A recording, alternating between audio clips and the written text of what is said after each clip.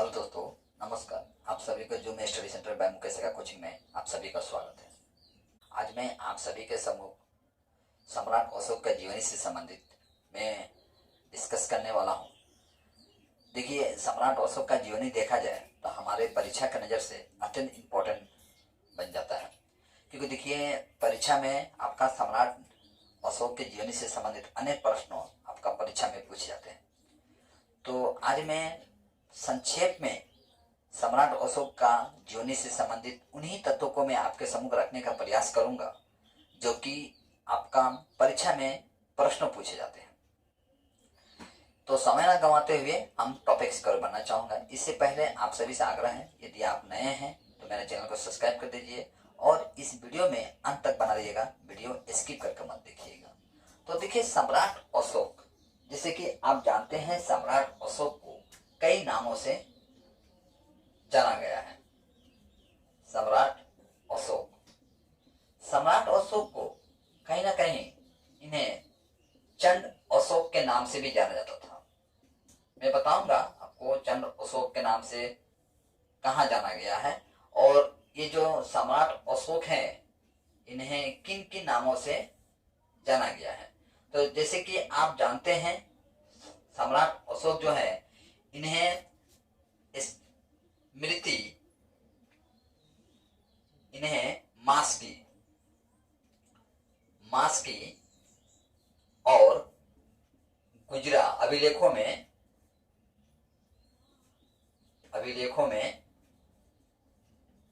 इन्हें अशोक के नाम से जाना गया है। ठीक है, वहीं इन्हें अशोक वर्धन के नाम से भी जाना गया है। अशोक वर्धन इन्हें वायु पुराण में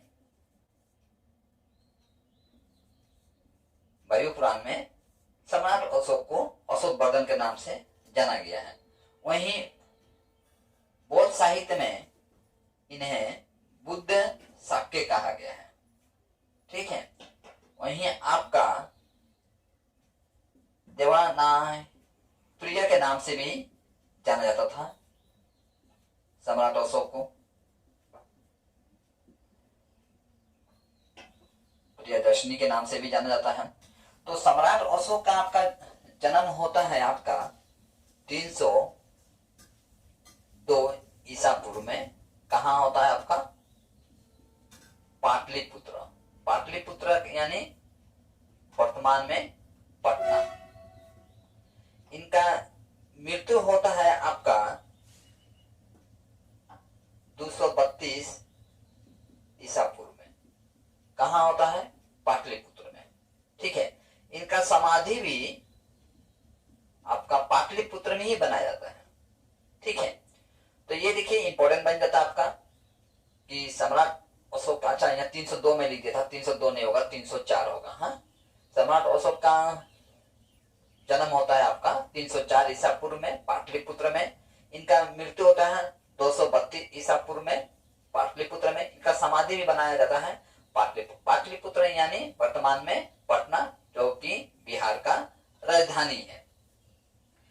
तो सम्राट अशोक देखिए, जैसे कि आप जानते हैं, तो थोड़ा इनके जीवनी के बारे में भी जान लेते हैं।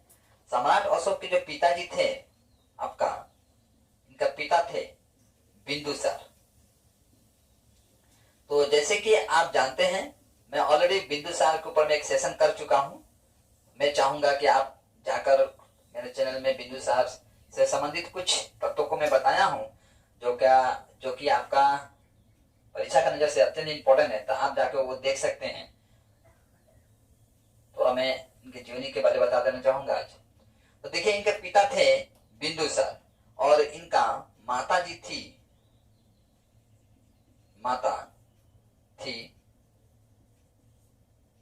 सुभ्रतांगी। देखिए, सुभ्रतांगी जो थी माता इनका, इन्हें और भी नाम से जाना जाता है इनका माता को, जिसे कि कहीं कहीं आपको पसादिका के नाम से भी मिलेगा। माना जाता है सुभ्रतांगी जो है ये चंपा के पंडित की बेटी थी। ठीक है, यानी इनकी माता जी जो थी एक पंडित का बेटी थी।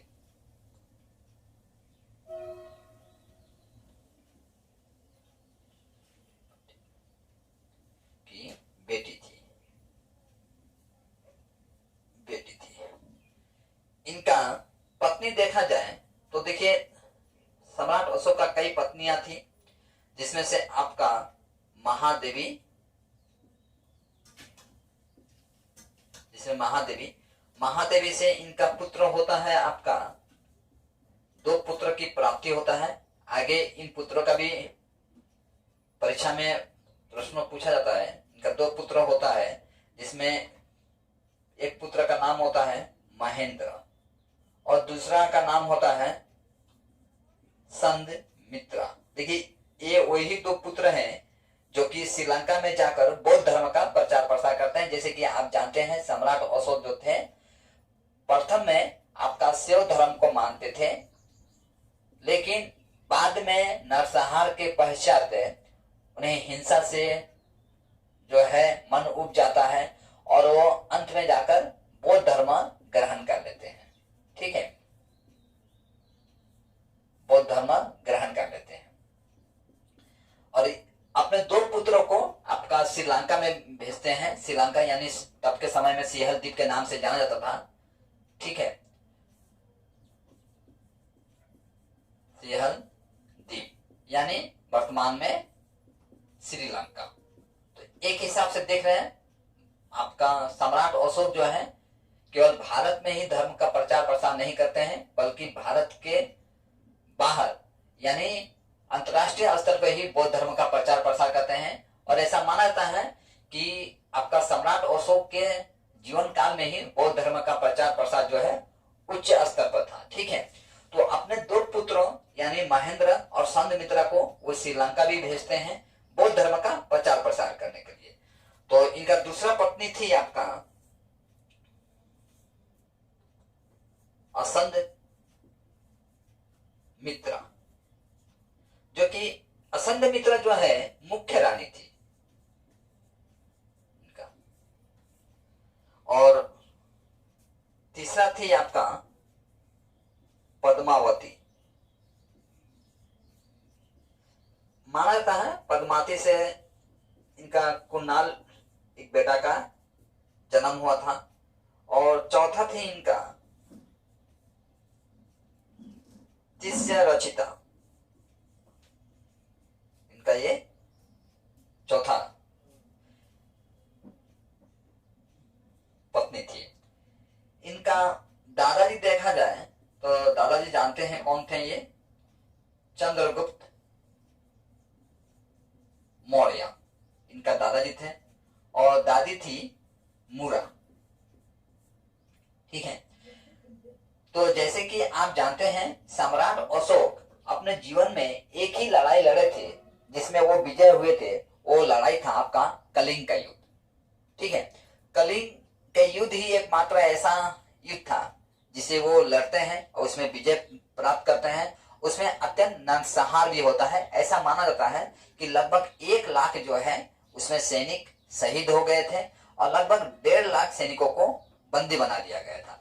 उस नरसंहार को देखकर ही सम्राट अशोक का जो जीवन जो है इस आपका हिंसा से मन उब जाता है, व्याकुल हो जाता है और अपने आत्मा की शांति के लिए यानी कुल मिला के देखा जाए तो देश विजय का जो अभियान था वो उसे छोड़ते हुए मन विजय का अभियान बनाते हैं और बौद्ध धर्म का प्रचार प्रसार करते हैं। तो जैसे कि आप जानते हैं सम्राट अशोक जो है अपने दादाजी द्वारा बनाए गए जो देश की जो सीमा थी उतने ही तक सीमित रहते हैं, ना उसमें कुछ कटौती करते हैं और ना ही बढ़ोतरी करते हैं। तो थोड़ा बहुत जान लेते हैं कि चंद्रगुप्त मौर्य के समय में मौर्य साम्राज्य का जो सीमा है कहां कहां तक था, तो थोड़ा बहुत वो भी जान लेते हैं। तो देखिए जैसे कि हम जानेंगे आज कि सम्राट अशोक जो है वो आपका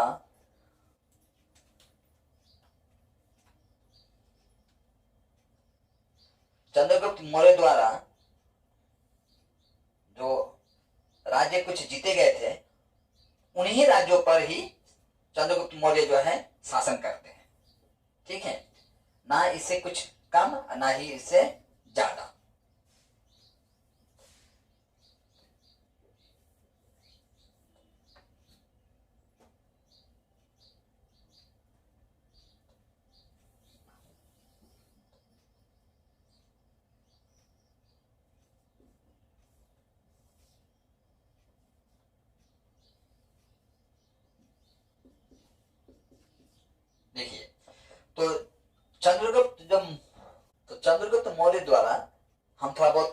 जान लेंगे कि चंद्रगुप्त मौर्य जो है, चंद्रगुप्त मौर्य का जो साम्राज्य था भारत के किन किन प्रांतों में था, उन्हीं थोड़ा जानने का प्रयास करेंगे। देखिए, सम्राट अशोक जो थे आपका कलिंग युद्ध के सिवा और कोई भी लड़ाई नहीं लड़े थे, और ऐसा माना जाता है कि सम्राट अशोक कलिंग के युद्ध में लगभग 1 लाख सैनिकों को नरसंहार किए थे और लगभग 1.5 लाख सैनिकों को अरेस्ट कर लिए थे। ऐसा माना जाता है कि सम्राट अशोक जो है उस नरसंहार को देखकर इनका मन जो है अत्यंत व्याकुल हो जाता है और वो देश विजय के अभियान को छोड़ते हुए मन विजय का अभियान बनाते हैं और वो शैव धर्म से बौद्ध धर्म को अपना लेते हैं और अहिंसा मार्ग को अपना लेते हैं, जिसके कारण उन्हें चंड अशोक से धर्म अशोक के नाम से भी जाना जाता है। हालांकि देखिए, सम्राट अशोक जो है आपका अन्य सीमाओं पर अधिकार नहीं जमाते हैं। उनके दादाजी द्वारा जो जितना सीमा निर्धारित की गई थी, यानी उनके साम्राज्य का, उन्हीं सीमाओं पर अपना पकड़ बनाए रखते हैं। तो थोड़ा बहुत ये भी जानना हमारे लिए इम्पोर्टेंट बन जाता है कि उनका सीमा कहाँ कहाँ तक था, यानी चंद्रगुप्त मौर्य का जो साम्राज्य जो था वो कहाँ तक था, थोड़ा बहुत वो भी जान लेते हैं। तो देखिए, चंद्रगुप्त मौर्य का जो साम्राज्य जो था, यदि हम मैप के माध्यम से आपको बताने का प्रयास करूं तो ये मान लीजिए भारत का मैप, ठीक है। तो हमारा यानी अफगानिस्तान, और इस तरह देखिए आप, ये पाकिस्तान, वर्तमान में जो पाकिस्तान आप जानते हैं, अफगानिस्तान, नेपाल और इधर म्यांमार, इतना एरिया तक आपका चंद्रगुप्त मौर्य का साम्राज्य था। तो देखिए, चंद्रगुप्त मौर्य का जो साम्राज्य था उन दिनों में उन प्रांतों को किस किस नाम से जाना जाता है, थोड़ा बहुत ये भी जान लेते हैं। तो देखिए, गंधार, गंधार यानी अफगानिस्तान। साथ में मैं थोड़ी बहुत ये भी बताने का प्रयास करूंगा आपको कि वर्तमान में वो स्थान कहाँ है। जैसे कि गंधार, तक्षशिला, तो तक्षशिला आज वर्तमान में कहाँ है आपका, पाकिस्तान का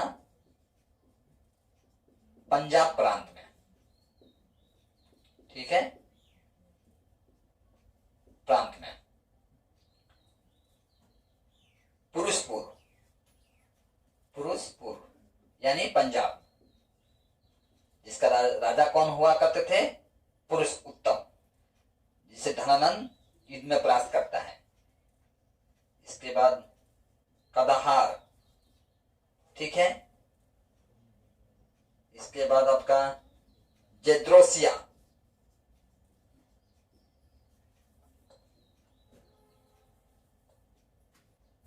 जेद्रोसिया।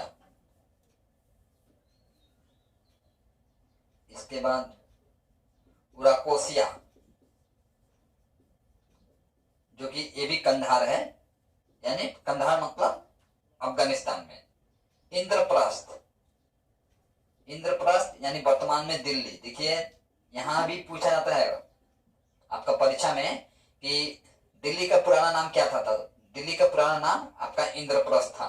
मथुरा, वर्तमान में मथुरा मथुरा ही है, ठीक है। मगध, मगध कहाँ था आपका, यानी ये था दक्षिण बिहार का प्रांत को तब के समय में मगध के नाम से जाना जाता है, और सम्राट अशोक मगध का ही शासक हुआ करते थे, ठीक है। कौशल, कौशल, गिरनार, गिरनार यानी गुजरात, तो यानी ये प्रांत, ठीक है। मैप में देखा जाए तो उज्जैन,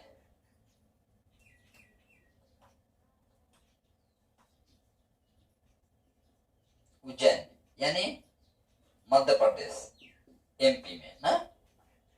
और सांची, सांची ये भी मध्य प्रदेश में है आपका। प्रयाग और पाटलिपुत्र, तो पाटलिपुत्र जानते ही हैं आप, पाटलिपुत्र यानी पटना। इसके बाद कलिंग, कलिंग यानी उड़ीसा। ये इंपॉर्टेंट है, लेकिन परीक्षा में पूछता है उड़ीसा का पुराना नाम क्या था, तो उड़ीसा का पुराना नाम आपका कलिंग था।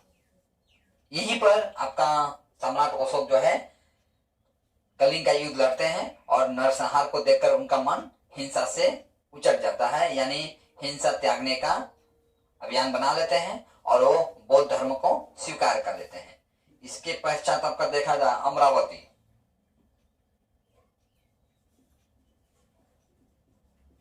अमरावती, अमरावती कहाँ है वर्तमान में आपका? आंध्र प्रदेश में, आंध्र प्रदेश। तो देखिए सम्राट अशोक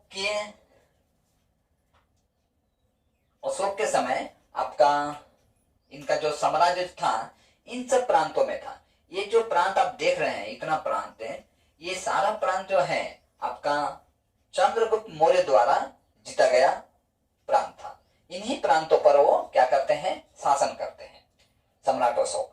और इसके अलावा अगर यदि आप अंतर्राष्ट्रीय सीमा देखेंगे तो अंतर्राष्ट्रीय सीमा में तो वर्तमान में आपका पाकिस्तान, अफगानिस्तान और नेपाल, ये भूटान, इन और इधर म्यांमार, इन सारे प्रांतों पर भी मौर्य साम्राज्य का शासन चलता था। ठीक है, यानी इन सारे प्रांतों पर, जैसे कि आप देखते हैं यहाँ पर अंतर्राष्ट्रीय सीमा जो था, अंतर्राष्ट्रीय सीमा में आपका पाकिस्तान, अफगानिस्तान, बांग्लादेश और आपका म्यांमार, नेपाल, भूटान, इन सारे प्रांतों पर मौर्य साम्राज्य का शासन चलता था। यानी चंद्रगुप्त मौर्य या बिंदुसार या आपका देखा जाए तो सम्राट अशोक का शासन चलता था।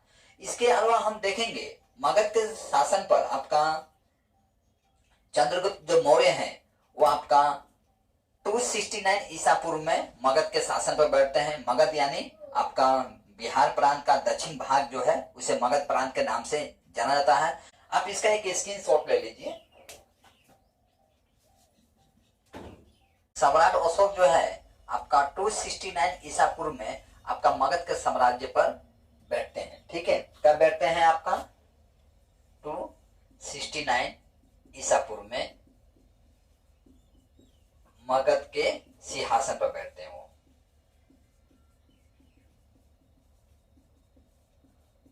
बैठते हैं। वहीं आपका 261 ईसा पूर्व में वो कलिंग पर विजय प्राप्त करते हैं। विजय प्राप्त करते हैं।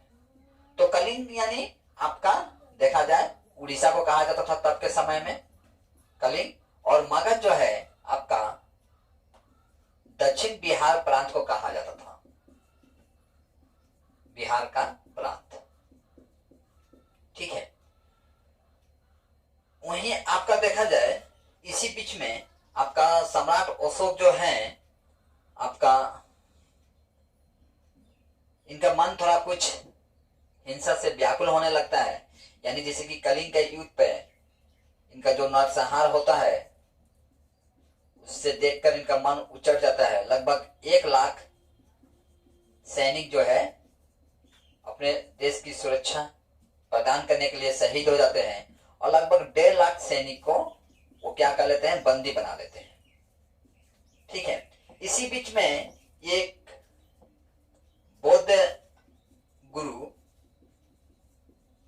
उपगुप्त, परीक्षा में पूछा जाता है आपका किस गुरु के संपर्क में आकर आपका सम्राट अशोक जो है बौद्ध धर्म ग्रहण कर लेते हैं? तो उपगुप्त के संपर्क में आकर वो क्या कर लेते हैं? बौद्ध धर्म ग्रहण करते हैं।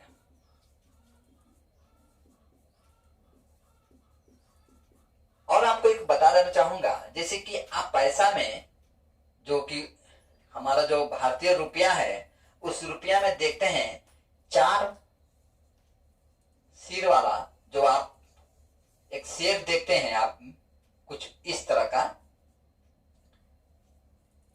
ये जो 4 सिर वाला जो शेर देखते हैं ये आपका कहां से लिया गया है? आपका सारनाथ से लिया गया है। सारनाथ से लिया गया है। ठीक है, जो कि सारनाथ से यानी सारनाथ के अशोक स्तंभ से।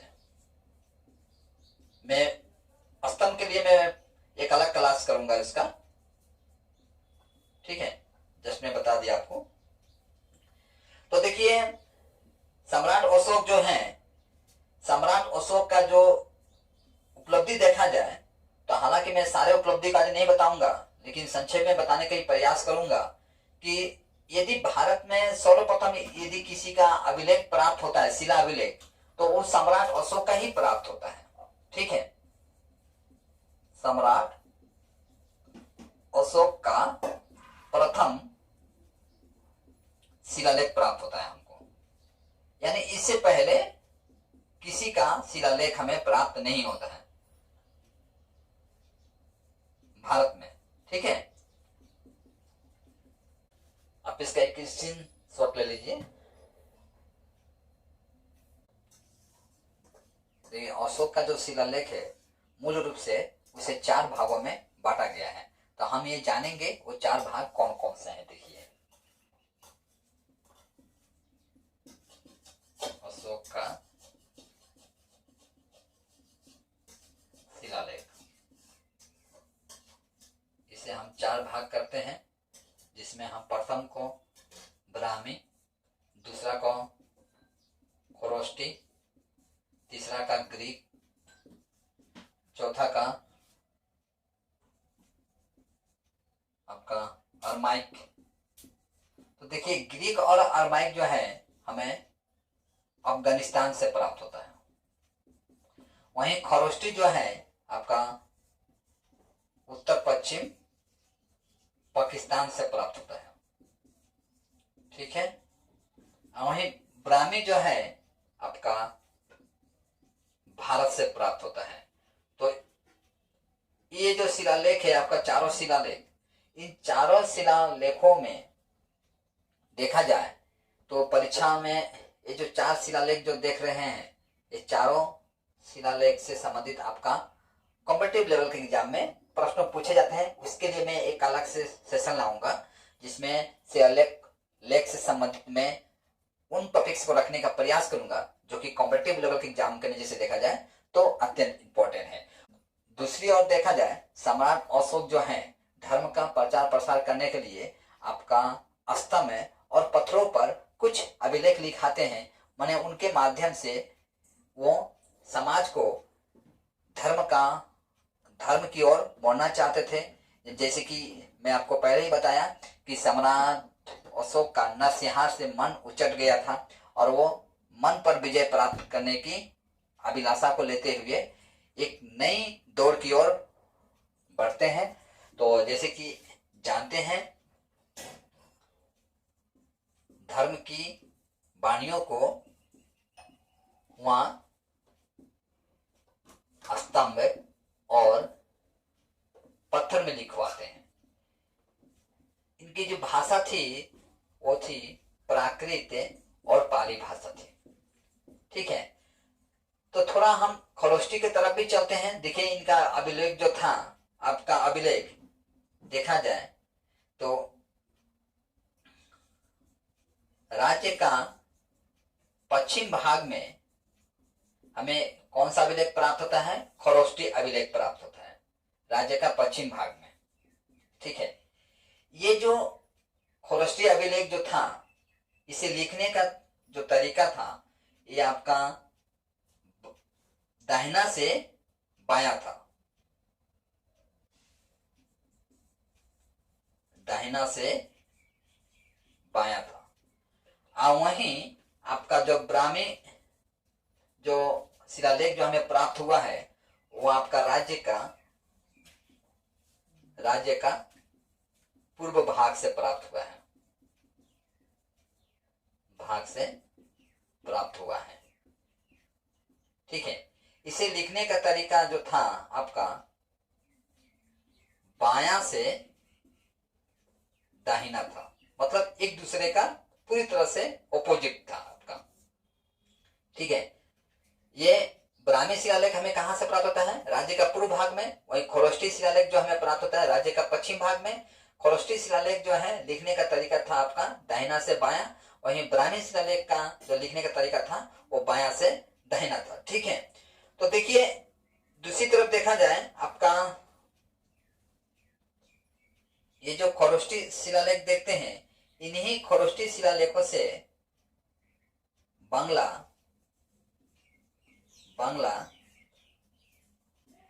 देवनागरी, ठीक है, और असमिया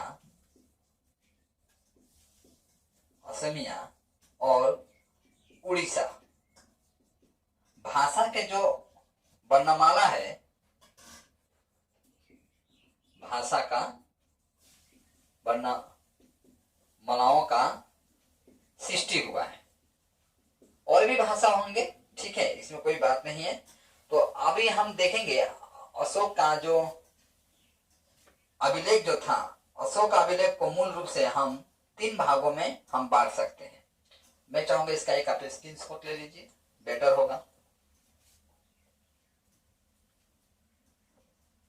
देखिए सम्राट अशोक का जो अभिलेख है, उन अभिलेखों को हम मूल रूप से 3 भागों में बांट सकते हैं। वो कौन कौन से हैं, चलिए जानते हैं।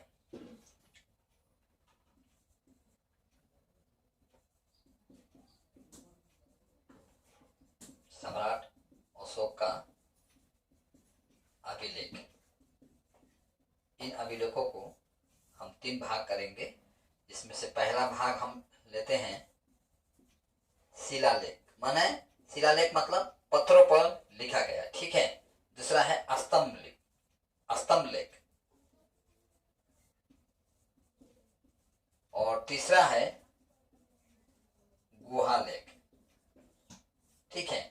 तो जैसे कि आप जानते हैं ये शिलालेखों का जो खोज है आपका 1750 ईस्वी में हुआ है, ठीक है।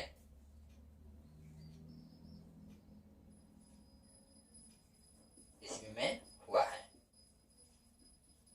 किसने किया था, ये भी परीक्षा में कभी कभी पूछा जा सकता है आपको। तो पाद्रेटी, ठीक है, पाद्रेटी फेंथेलर। देखिए ये इंपॉर्टेंट बन जाता है कि अशोक का शिलालेखों का खोज किसने किया था और कब किया था। तो अशोक का शिलालेखों का खोज जो है 1750 ईस्वी में पाद्रेटी फेंथेलर ने किया था। इन शिलालेखों को पढ़ा गया था, कब पढ़ा गया था?